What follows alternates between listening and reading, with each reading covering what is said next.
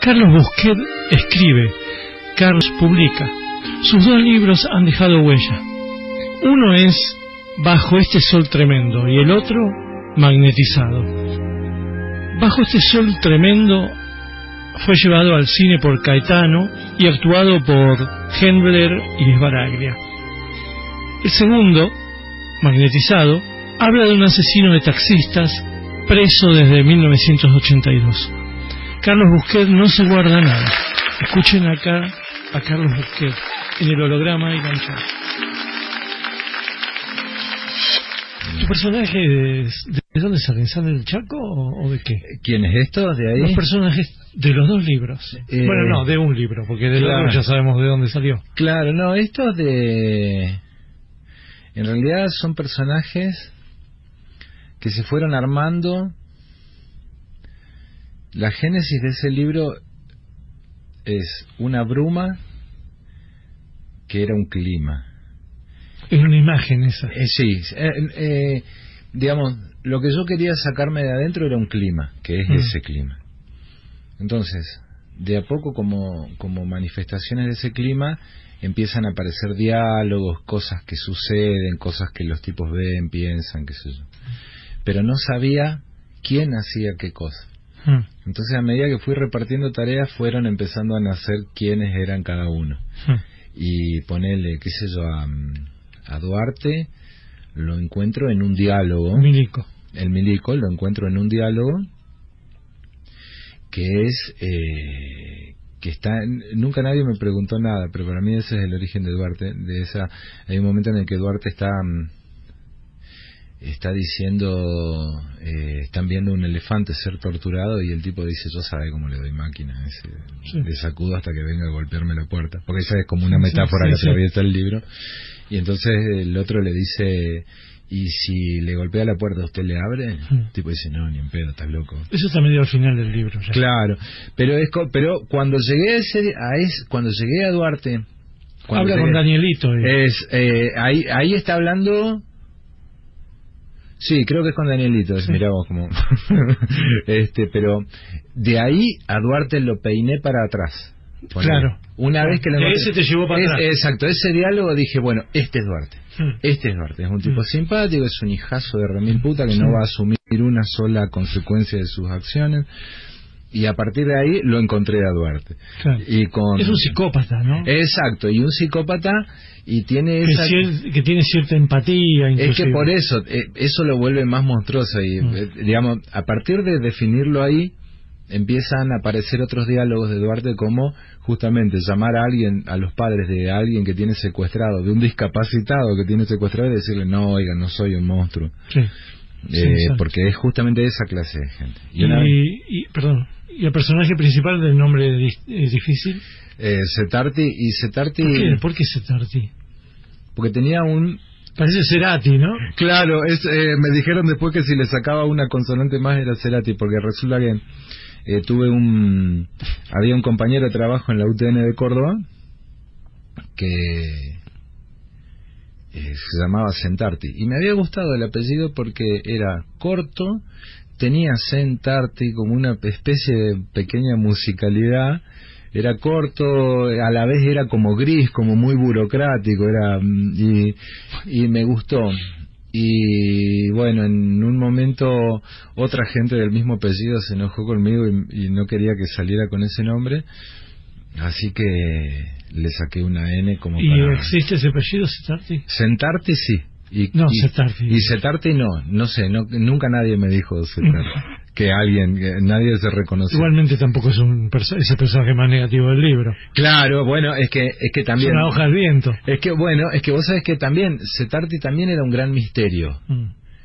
Y en un momento también fue un fogonazo. Setarti es la nada.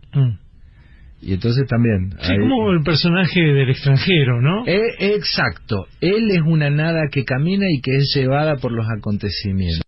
Puede haber terminado de cadalso como el personaje de... Exactamente. Y tuvo el ojete de que se quedó con la guita. Sí.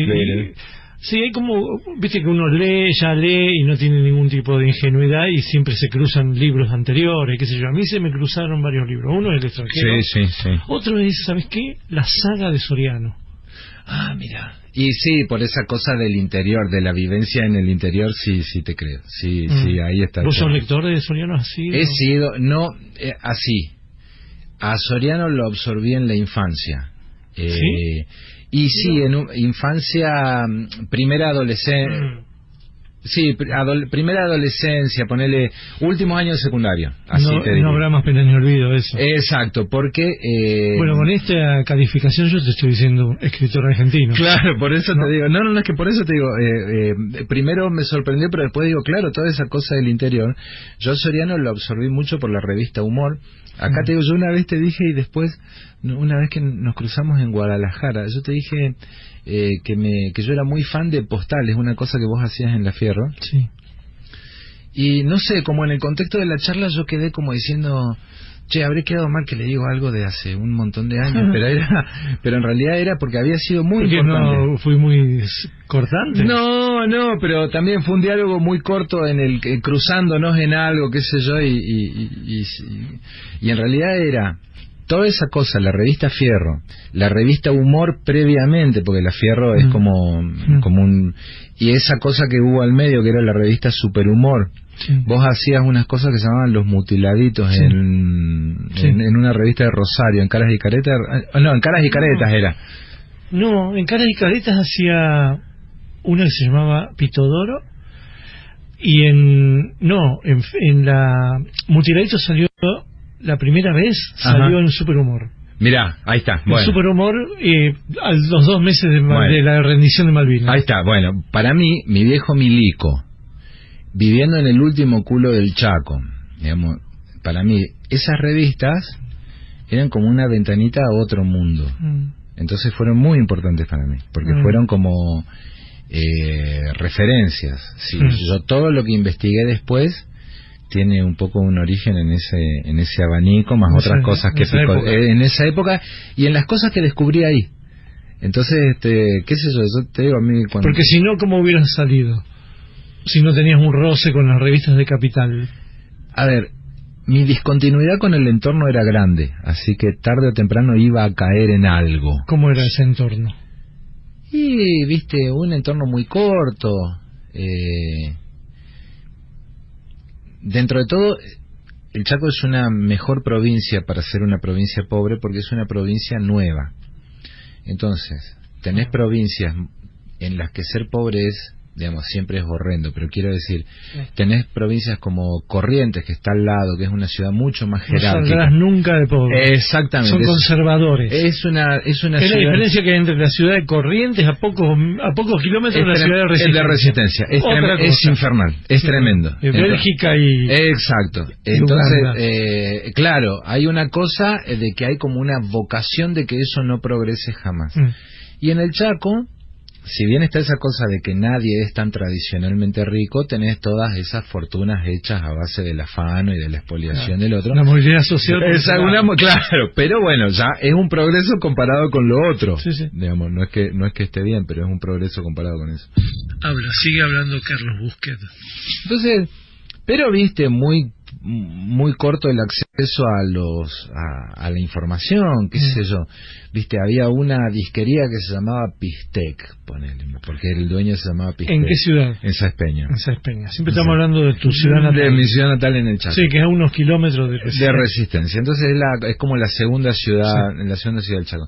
Y entonces ponele la batea de heavy metal, había 10 discos, viste, carísimo todo. Entonces era ver las tapas, ir evaluando qué sería eso, viste, qué sé yo. Ahora, está bien que no cualquiera tiene conexión a internet en el Chaco, pero si yo estuviera ahora en el Chaco me bajo toda la discografía de Zappa en una noche, viste, y me escucho todo Zappa sin tener que moverme, pero en esa época era todo mucho más limitado. Entonces sí, es toda una tristeza, esa chatura, vos tenés como una cosa ahí que no que no encaja. Pero tu familia corta, dijiste, ¿en qué consistía? No, porque no, tu viejo milico, pero ¿qué milico? Mi viejo milico suboficial, una persona Zumbo. De Fuerza Aérea y de especialista de comunicaciones. Hay una cosa que, esto repito lo que decía mi padre, esa cosa de orgullo de fuerza, de que en general se distinguían de los otros milicos, porque el laburo de ellos, si no lo hacían, se caían las cosas. Entonces había que hacer esa cosa que quedó bien plasmada en las Malvinas, ¿no? Exacto, bueno, esa cosa. Los que mejor actuaron. Y sí, viste, tipo, de vuelta una fuerza más nueva, una fuerza más popular, también que tiene la línea de extrema derecha. Soy un curioso de la extrema derecha por la rama de la locura. Y la rama de extrema derecha que tiene la Fuerza Aérea es también de lo peor, porque es Jordán más Bruno. Que la Marina. Y claro, porque son tradiciones liberales, tanto la Marina como el Ejército. Aún sus milicos más nacionalistas tienen una educación liberal de la educación del lugar. En la Fuerza Aérea influyó durante muchísimo tiempo Jordán Bruno Genta, que era un nacionalismo católico. Cabildo. Cabildo, es el suegro del editor de Cabildo. Entonces también tiene su parte siniestra, pero digamos en cuanto a promedio fue una fuerza muy popular, una fuerza que en su momento adquirió gran auge durante el peronismo, la fabricación de aviones, digamos, tiene como otra culturita. Tiene su costado bien negro también. Sí. Me ocupo de aclarar eso, pero también tiene un costado un poco más saludable. Y bueno, y mi viejo era docente, mi mamá venía del campo, terminó la primaria, ponele. De todas maneras, gente con inquietudes también. Yo libros... ¿Chaqueños ellos? No, mi viejo era de Chascomús y mi madre de Villa Bertet, que es el recontra culo del campo del Chaco. Gente bien. Y al campo tenía parientes, qué sé yo, ese campo duro lo he conocido, ¿viste? O sea, ir a comer a casa de tíos, ¿viste? Y el agua es de pozo, agua salobre, ¿viste? Y gente que vivía, y gente dura. Bueno, de ahí salen tus personajes. Claro, algunos, eso sí, ¿no? eso sí, esto Lo sí. que todavía no puedo unir es cómo te salió de una bruma este clima, ¿no? No, es que te digo, era una bruma que de repente empezó a encontrar características. Nunca a disiparse, sino a condensarse en objetos. De repente de esa bruma se fue distinguiendo. Esculpió. Exacto. Los personajes, los acontecimientos.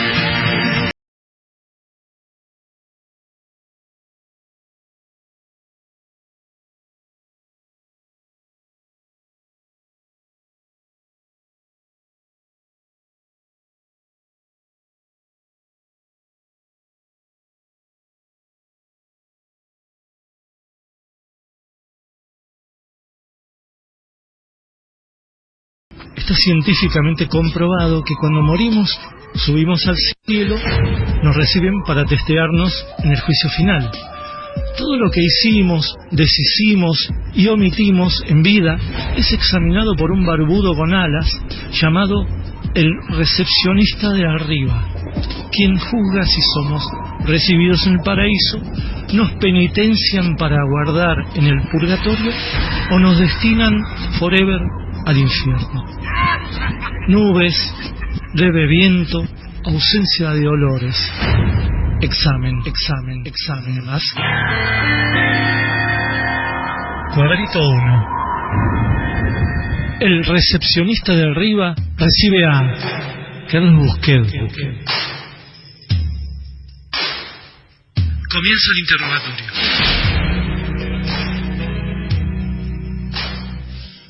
¿Qué instancia prefiere para su eternidad? ¿El purgatorio, el paraíso o el infierno? No, el paraíso. ¿Y qué cree merecer conforme revisa su vida?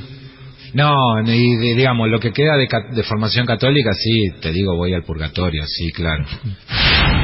¿A qué persona le dio un abrazo, saludó, conoció y ahora que ve la foto se arrepiente?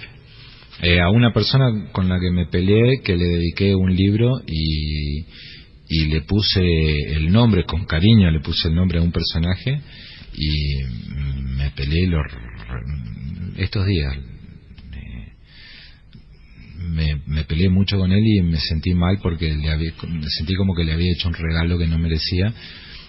Pero también digo, se lo hice en un momento que pensaba que lo merecía, así que también equilibrio con eso. ¿A quién quiere saludar, abrazar, si pasa al paraíso? ¿Conocer? No sé, qué sé yo. No sé, montones. No sé, mirá, fíjate qué enfermo que estoy. El primero que se me ocurrió era Von Braun. El tipo que... Decime por qué. Decime porque quieren ir a ver al doctor Von Braun. ¿Ha sido un vida soberbio? Y inevitablemente sí. Nunca me gusta pescarme en esa. Me gusto, y de vuelta ahí, me gusto humilde, pero sí, cada tanto, aparte, viste, la gente insegura vas de pedante a autohumillante, viste, o sea. Sí. ¿Ha sido vida celoso? No, por esto mismo del gen egoísta. O sea, entiendo que es una desgracia, o sea, que inevitablemente alguien va a querer coger con otra persona que no seas vos, y está en todo su derecho, loco. ¿Viste? No, en ese sentido no, soy muy respetuoso, porque aparte, yo ya estoy agradecido que me hayas dado algo, ¿viste? No puede, me parece una exageración pedir todo, y una gran cárcel también. El recepcionista de arriba. Siga los textos de Tannure en www.jorgetannure.blogspot.com.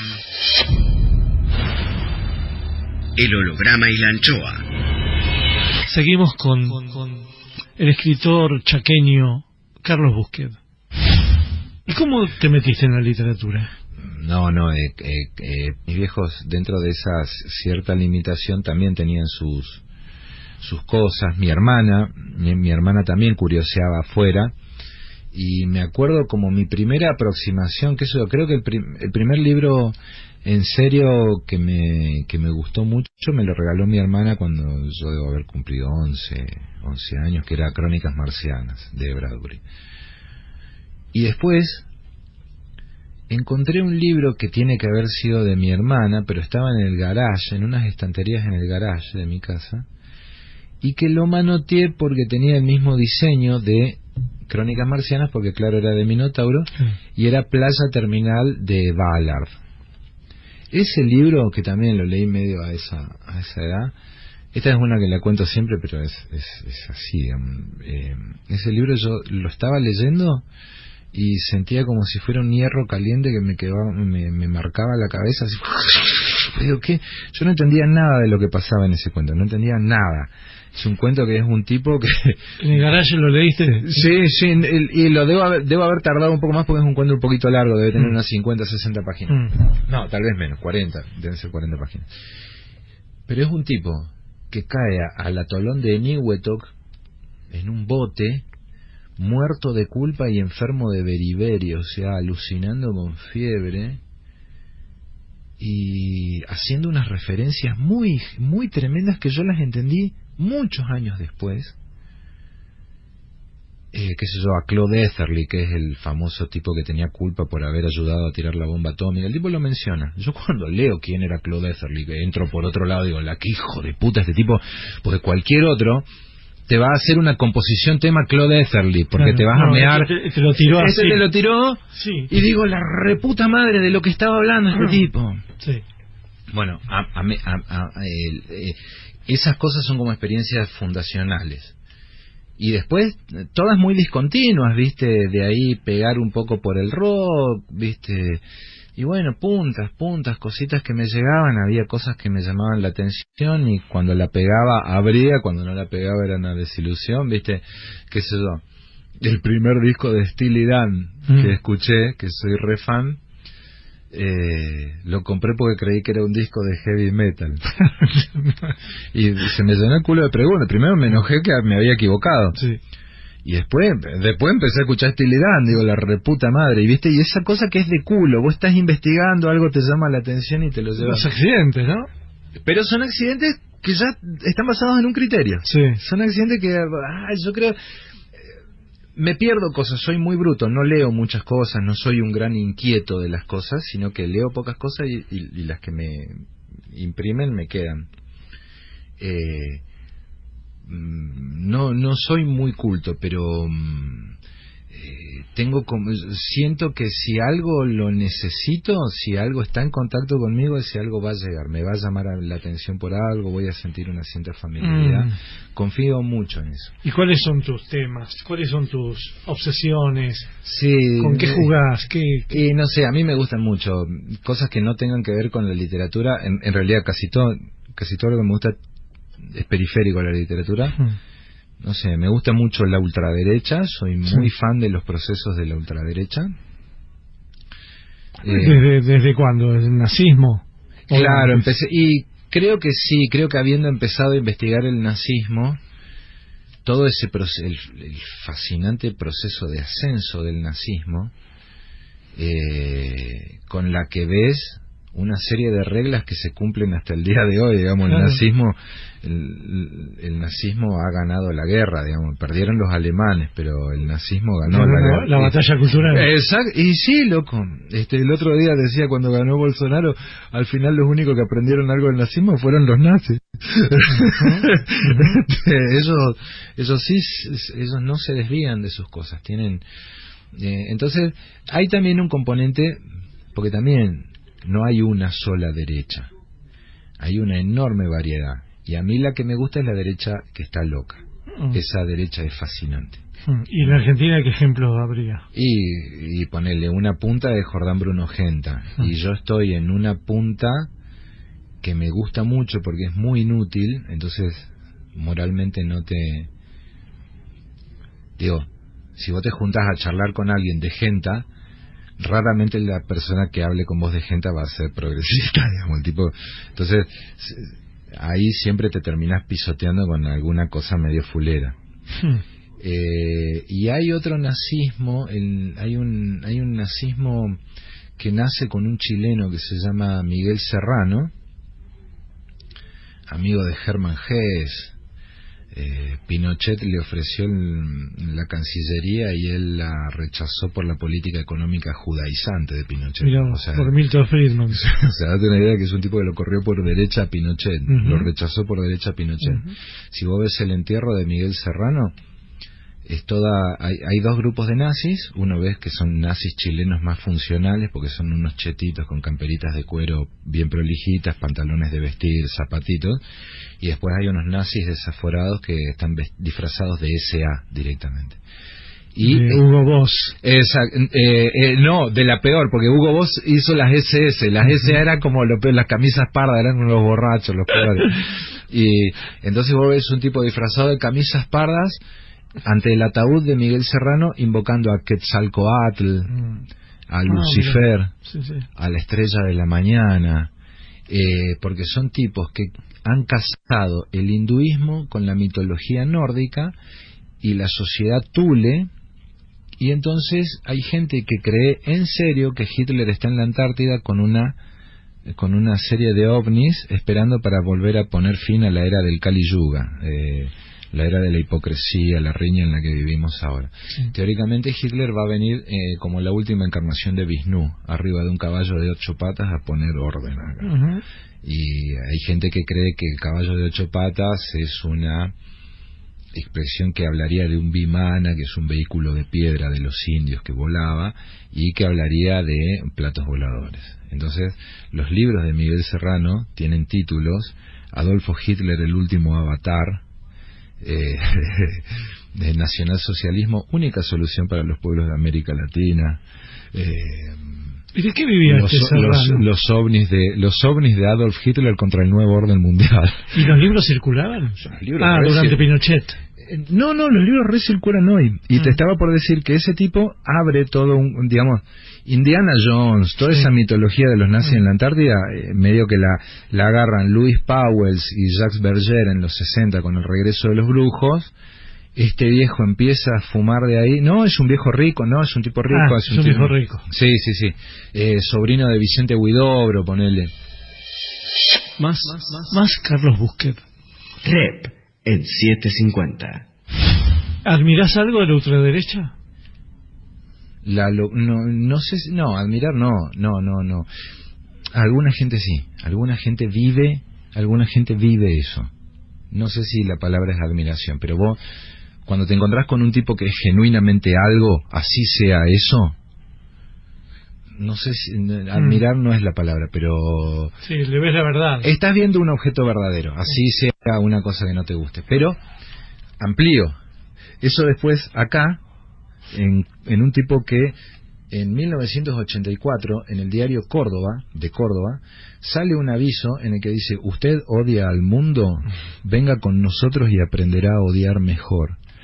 De un tipo que se llama Nimrod de Rosario, que escribió 2 libros, El misterio de Belicena Vilcas, 600 páginas, y El misterio de la sabiduría hiperbórea, que también es otro bodoque, que me los leí. Esta gente como que arranca por el lado de Serrano y lo profundiza mucho más, a un nivel de demencia que no podés creer. Son libros inentendibles, a la vez son entendibles de a pedacitos, pero son un delirio. Y hay toda una secta en la que está mezclada gente que está en el Uritorco, hay caballeros templarios. Entre los tipos que están en el Uritorco, que se corresponden con Nimrod, hay un tipo que se murió hace poco, que es Alfredo Terrera, que tenía una editorial que editaba dos temas: caballos criollos y nazismo. Así nomás. Y el tipo tenía el bastón de mando que le había dado teóricamente Wotan, el mismo dios nórdico Wotan, a los comechingones. Llegó hasta acá, había un bastón de mando que era una especie de piedra oblonga, que hay un video en el que el tipo lo muestra y se lo está mostrando a alguien y dice: este es el bastón, tiene un nombre, toquilítico o algo así, y se lo muestra y dice: esta no es la caja original. Y vos te lo imaginás a Wotan diciéndole al cacique del comechingón, diciendo: guardá la caja por la garantía, ¿viste? Y entonces eso progresa. Te estoy hablando de que poner la gente que creó todo el mito del Uritorco, sí. Es un doctor griego, Ángel Cristo Acoglanis, que lo mató el hermano de Jorge Antonio. ¿Ah, sí? Le vació un cargador acá en la Recoleta y se entregó y dijo: vengo muy contento porque acabo de matar a un brujo. Y lo internaron en un psiquiátrico y se tiró, no sé si de un cuarto piso o algo así, se suicidó. Claro, sí, el hermano de Jorge Antonio. Jorge Antonio, que fue uno de los tipos que organizó toda la entrada de nazis al país. Así nomás. Entonces está todo ese mundo está muy conectado de una manera y empieza a tener brotes. Ya estas 2 cosas que te digo, que empieza a tener brotes que ya son casi psiquiátricos. Digamos, Nimrod de Rosario es psiquiátrico. ¿Y en este gobierno vos percibís algo de la ultraderecha? No, en este gobierno percibo algo de los mecanismos más básicos del nazismo. Toda esta ultraderecha a mí me cae simpática. Claro. ¿Por qué? Porque son cultos. El mismo Cabildo. Yo soy un relector de ahora no sale desde el año pasado, pero me encanta leer porque vos ves referencias que decís: sí, yo con este tipo me como un asado, loco, para discutir San Agustín mientras comemos un asado yo me lo como. Como con los masones. Claro, sí, viste, porque qué sé yo. No, acá es algo muy... ¿Sabes qué? Estos tipos, ¿sabés qué tienen de simpático? Tienen un alma, así sea un alma retorcida, un alma de mierda. Son tipos que están creyendo en Hitler en la Antártida, no salen a apalear pobres, ¿viste? Están en esa. Y estos no, esto es una cosa que no tiene alma. Esto no tiene alma. Esto es una máquina de gente que no se satisface. El holograma y la anchoa. Clima musical por Carlos Busque. De King Crimson, The Night Watch, de Mazo.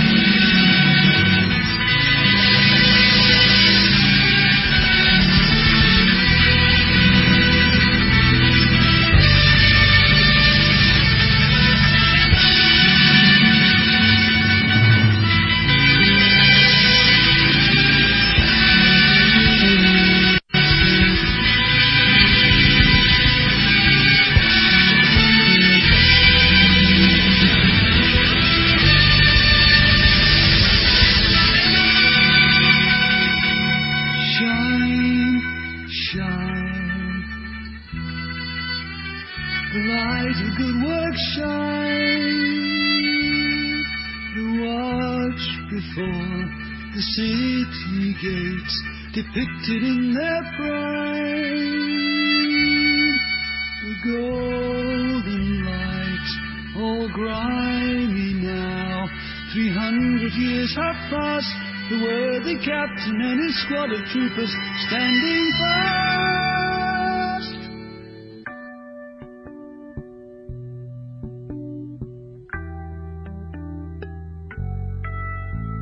The artist knew their faces well, the husbands of his lady friends, his creditors and counsellors, in armour bright the merchant men, official moments of the guild imposers keen from bygone days, city fathers frozen there upon the canvas, dark with age.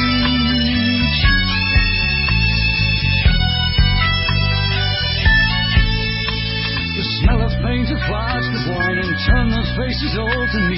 The blunderbuss and halberd sharp, and Dutch respectability, to make their entrance one by one, defenders of that way of life. Red brick homes, bourgeoisie, and kids are lessons for the wife.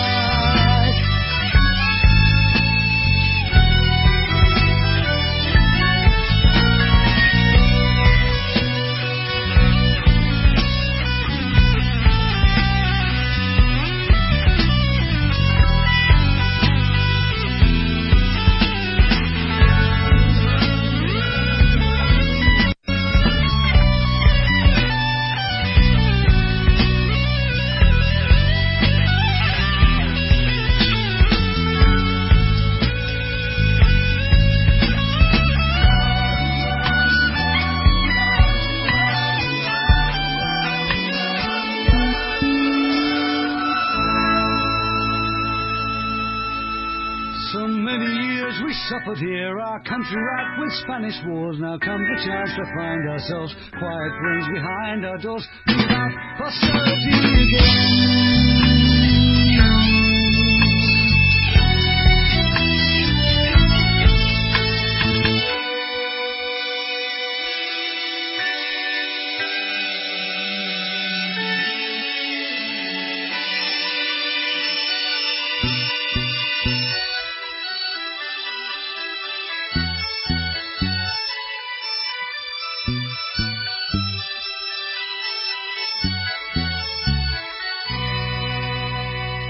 So the pride of little men, the burghers good and true, still living through the painter's hands, request you all to understand.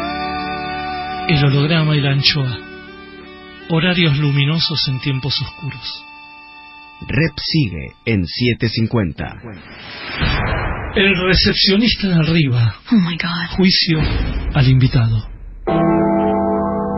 Hay gente que espera entrar en el paraíso, pero hay muchos en el paraíso que esperan que entre cierta gente.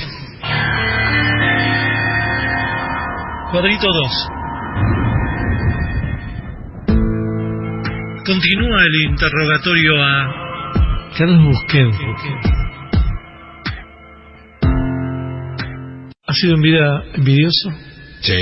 Sí, soy muy resentido. También peleo contra eso, pero sí, una cosa que envidio fundamental es tener padres ricos, ¿viste? Me encantaría. ¿Ha sido en vida dilapidador? No mucho. ¿Avaro? Tampoco. No, soy un sobreviviente, ponete. ¿Ambicioso? No. O ponele, por ahí quiero estar en paz unos años, por ahí eso es mucha ambición, pero económica no. ¿Procrastinador? Sí. ¿Violento? No, también, digamos, me gustaría por ahí alguien te puede decir que yo he sido de vuelta como ser pedante, como ser, por ahí se te puede escapar, pero no es mi espíritu, no. Digamos, no hablo bien de mí, en general, esas cosas no las tengo por falta de interés en el otro, ¿viste? O sea, no soy celoso. Es como que, ¿viste? Estoy más preocupado conmigo. ¿Ha sido en vida mentiroso? Sí. ¿Racista? Te podría decir que sí, con mucho arrepentimiento. He sido dentro de este esquema, por ejemplo, cuando yo era chico, absorbí el desprecio hacia los indios. Nunca lo ejercí, no, pero sí recuerdo con viste, que pasaran indios a pedir pan y no darles, ponerle cosas así con total naturalidad. No sé si podría ser acusado, pero de que sí fui educado en eso, sí, y en ese racismo sutil, sí. ¿Has sido en vida optimista? Sombríamente optimista a veces. ¿Pesimista? Y sí. El recepcionista de arriba. Rep en 750. Volvemos con Carlos Bousquet, autor de Bajo este sol tremendo. Y en medio de todos estos personajes entre desalmados o incógnita de alma, ¿vos cómo sos? Lo más concreto que puedo decir, estoy haciendo terapia, pero sí, tengo un grado de parentesco. En general, cuando estás con ellos, algo percibís. Y sí, y con estos, con los de Bajo este sol, sobre todo, que es de tu cabeza. Sí, recurren a muchos mecanismos míos, Y a mí me educó también mucho un libro que es muy despiadado, pero que yo lo daría en la secundaria, si segundo o tercer año daría El gen egoísta de Richard Dawkins. Es un divulgador, ahora es un gran militante del ateísmo, a un nivel de que ya me pudrió por eso, ¿viste? Todo el tiempo hay que decir que tenía que ser ateo. O sea, estoy de acuerdo, el tipo es muy brillante, pero como que me hartó que esté todo el tiempo hablando de eso. Y escribió un libro muy bueno que se llama El gen egoísta. Lo pueden conseguir en PDF, y si no, yo lo conseguí en las librerías de Rezago. Está de la colección Salvat de ciencias. Sí. Y bueno, ahí el tipo, él es un evolucionista, y el tipo te hace una primera historia de cómo se empezaban a formar las primeras moléculas en la sopa primordial. El tipo te dice, había unos charcos con determinados elementos químicos, cambios de temperatura, los rayos, X cosas, los átomos disponibles se iban enlazando, resulta que las moléculas complejas vivían más, las moléculas empezaron a competir por los átomos que las constituían y las volvían más estables, bla bla bla, eso te presenta 3 o 4 escalones de esa evolución, en la que ya hay algo como un protocanibalismo entre moléculas. Y entonces el tipo dice, hasta que llegamos a moléculas cada vez más complejas, y llegamos a una, dice que es la primera que puede reproducir su geometría. Dice, la primera molécula autorreplicante. Dice, esto te puede parecer un delirio, pero pensá que son miles de millones de años. Dice, si vos vivís 1.000 millones de años, te vas a sacar la lotería 10 veces. Dice, entonces, esto parece imposible, pero pasó. Y aparte alcanzó con que pasara una sola vez, porque de ahí ya largó. Entonces, ahí instala la carrera después de los primeros aminoácidos, que son las primeras moléculas que se reproducen. Evoluciona, también con pendencia, hasta que llega a el primer conjunto complejo de átomos que se rodea de una pared que la separa del resto. Y nace la primera célula, y el tipo dice, bueno, a partir de acá todo lo que pasa es el mismo mecanismo. Claro. Todo lo que pasa es entonces la vida. Y el tipo va arrancando a explicarte científicamente por qué se llama el gen egoísta. Porque nosotros que nos educamos viendo los documentales de animales tipo de Disneylandia cuando éramos chicos, te cuenta que los antílopes ven un león y empiezan a saltar porque se avisan entre ellos que hay un león. Y el tipo te dice, no, lo más probable que esté haciendo el antílope es que le está diciendo al león, mira, yo salto muy rápido, es un quilombo agarrarme, así que probá con otro. Uh-huh. Y entonces todos los antílopes, y el tipo entonces empieza a decir que la conducta de supervivencia es una conducta egoísta, pero ni siquiera egoísta desde nosotros, desde nuestra conciencia, sino que es egoísta porque el tipo te dice que esos primeros requechos de aminoácidos, esos genes, dice, desde ese momento que aparecieron esos genes son los mismos que tenemos ahora. Dice, son las mismas cadenas de cosas, nada más que han encontrado montones de maneras de reproducirse. Y nosotros somos la máquina de supervivencia de esos genes. Nosotros somos un mecanismo que construyeron esos genes. Los genes no hacen cosas, nos tienen a nosotros para hacer cosas. Entonces el tipo empieza a definir a cada organismo vivo como una máquina de supervivencia de sus genes. Y eso ya determina otro nivel de análisis sobre el tipo. Y entonces el tipo dice una cosa muy cierta. Dice, una máquina de supervivencia que se encuentra con otra máquina de supervivencia en el camino de la vida, la va a considerar como cualquier otra cosa que hay. Es decir, puede ser una recompensa, puede ser un obstáculo, puede ser algo que él se puede comer. La única diferencia que tiene la otra máquina de supervivencia es que devuelve el golpe. Claro. Y ahí también el tipo pasa a definir la unidad fundamental de comportamiento. Vos todo el tiempo, así sea cualquier cagada que te imaginas, lo que estás haciendo es sobrevivir para coger. Uh-huh.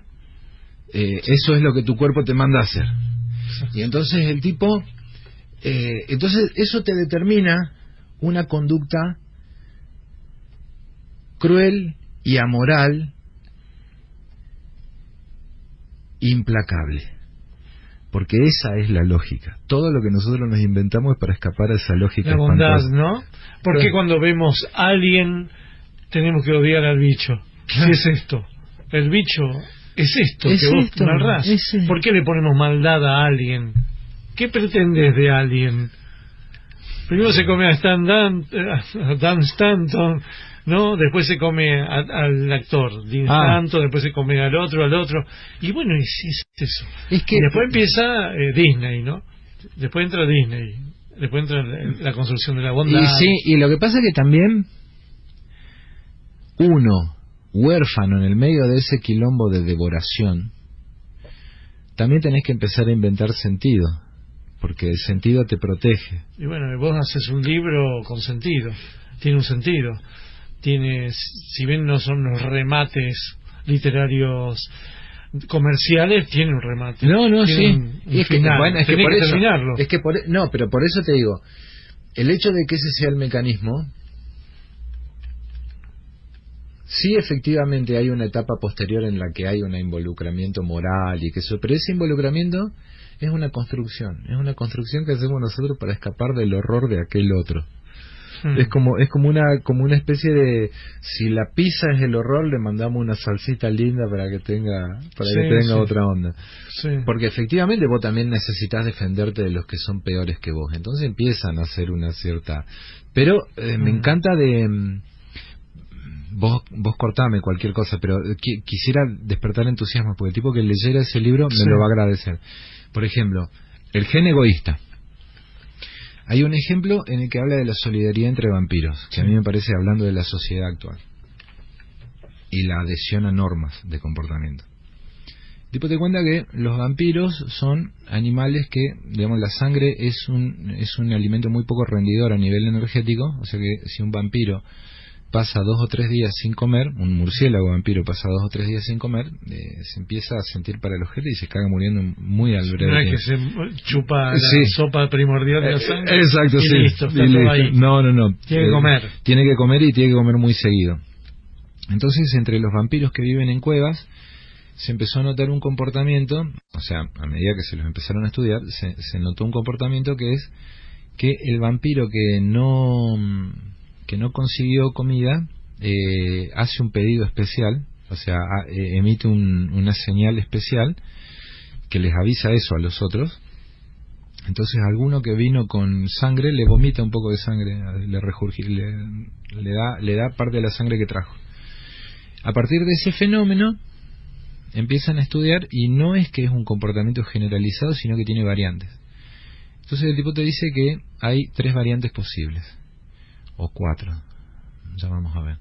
Está el ingenuo, que sería el que le da a todo el mundo y a veces nadie le da a él. No me acuerdo cómo era el nombre, pero le pondríamos el hijo de puta, que es el que recibe de todos y no da nunca. Después estaba el resentido, que era el que le daba al que le había dado, y no sé si había una cuarta parte. Pero el tipo te hacía una evolución, una historia de la evolución de esos individuos en la población general de vampiros. Y el tipo te decía, efectivamente, en un primer tiempo, los genes que van a proliferar, puesto que van a ser más gordos, van a vivir más, van a coger más, etcétera, van a empezar a proliferar los genes de los culiados. ¿Por qué? Perdón, esto es cordobés. Que es el tipo que recibe y no da nada. Pero va a llegar un momento en el que todos van a ser unos hijos de puta y nadie se van a ayudar y se van a cagar y se va a cagar la misma población. Claro. Entonces hay toda una mecánica de equilibrio que lleva a que el equilibrio lo tengan los resentidos, a que la población más estable sea la de los resentidos. Pero me gustó mucho esa cosa de que si todos somos unos hijos de puta, la especie se jode. Claro. Entonces, los más hijos de puta lo que han hecho ha sido inventar una pared moral para separarnos a los que no tienen esa pared, a los que no pueden saltar a esa pared de los que la pueden saltar. Entonces, hay una gran cantidad de gente cumpliendo reglas para que estos tipos no las cumplan. Exacto, una minoría. Exacto, esa minoría no cumple las reglas y se beneficia del resto. Bueno, lo que nos está pasando, ¿no? Exactamente. Y efectivamente, es ahí donde yo encuentro ese germen del nazismo, ¿viste? Esa cosa de que, y encima una cosa toda bien educada, exponiendo argumentos y qué sé yo, ¿viste? Orden. Exacto, loco. Razón, loco. El racismo es como la exageración de la razón, no de la sin razón. Y sí, bueno, hay discusiones sobre esto. Volviendo al tema del nazismo esotérico, toda esta gente que está en esta, ciertos análisis del nazismo te dicen que creer que el pueblo alemán es un pueblo razonable, dice, toda esa razonabilidad y esa cosa está parada sobre un barro de romanticismo y de locura que es el barro sustentado. Todo lo otro está parado arriba de eso. Claro. Dice, hay que tener mucho ojo con la cuestión alemana del raciocinio. No, eso está parado abajo de todo un magma mucho más... Magma barroso. Exacto, hay que tener cuidado con eso. El holograma y la anchoa. Cuadritos finales. Más Carlos Busquet, autor de Magnetizado. ¿De qué te sirve ser ingeniero a la hora de escribir? Orden. El orden. ¿Qué ve de macabro u oscuro de los conductores de taxi? Que escuchan a Babi Checopán. ¿Hubo algún momento en que lloraste de rabia o impotencia, o acaso te inmovilizaste por no poder tipear algo? Sí, peleo constantemente contra eso. ¿Hay textos arrumbados en tus cajones? No, todo lo que no sirve lo tiré.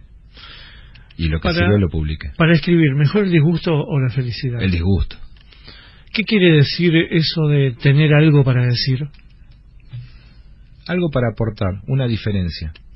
¿Hay mucha cosa buena o mucha mierda en los anaqueles de las librerías? El 90% de todo es basura. ¿Sos rutinario o despelotado? Las dos cosas. Gracias. Bueno, gracias a vos, loco. El holograma y la anchoa. El recepcionista de arriba. Oh my God. Juicio al invitado. Según pasan los años en capacidad hotelera, el infierno tiene más problemas de alojamiento que el paraíso. ¿Por qué ocurre esto? Cuadrito 3. Termina el interrogatorio y se procede al veredicto.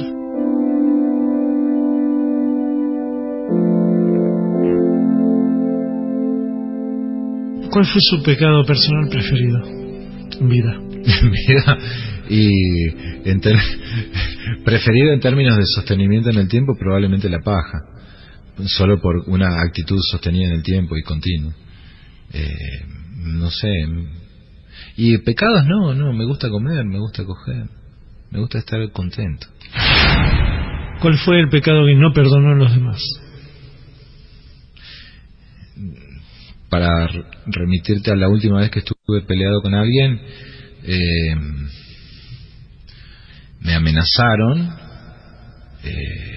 me amenazó un tipo que era ex amigo mío, o sea, era amigo en ese momento, dejó de serlo en el momento en que me amenazó, y vos sabés que mi enojo lo sentí como una falta de respeto, porque me amenazaron en una situación en la que no era necesario.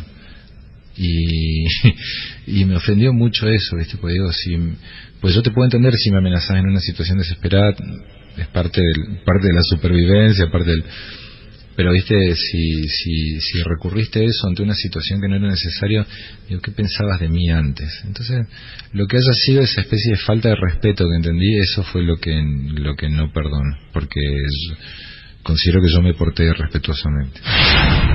¿Le ha quitado el novio o la novia a alguien? No creo. O sea, supongo que las novias que hemos tenido han sido pretendidas por otros, así que en ese sentido tal vez sí, pero no insidiosamente fui a... ¿Se murió rebelde o dócil? En desacuerdo se murió. No sé si rebelde. ¿Qué le faltó por hacer? A esta altura creo que la deuda que tengo es tener un perro. Me gustaría tener un perro. Veredicto.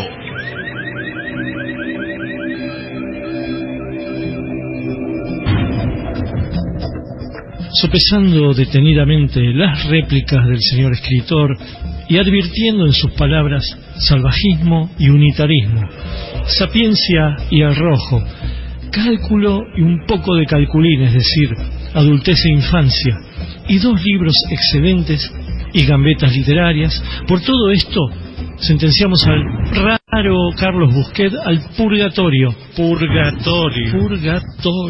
para que siga en esa búsqueda de lo raro, lo inclasificable, lo por explorar. Dejo constancia, el recepcionista de arriba.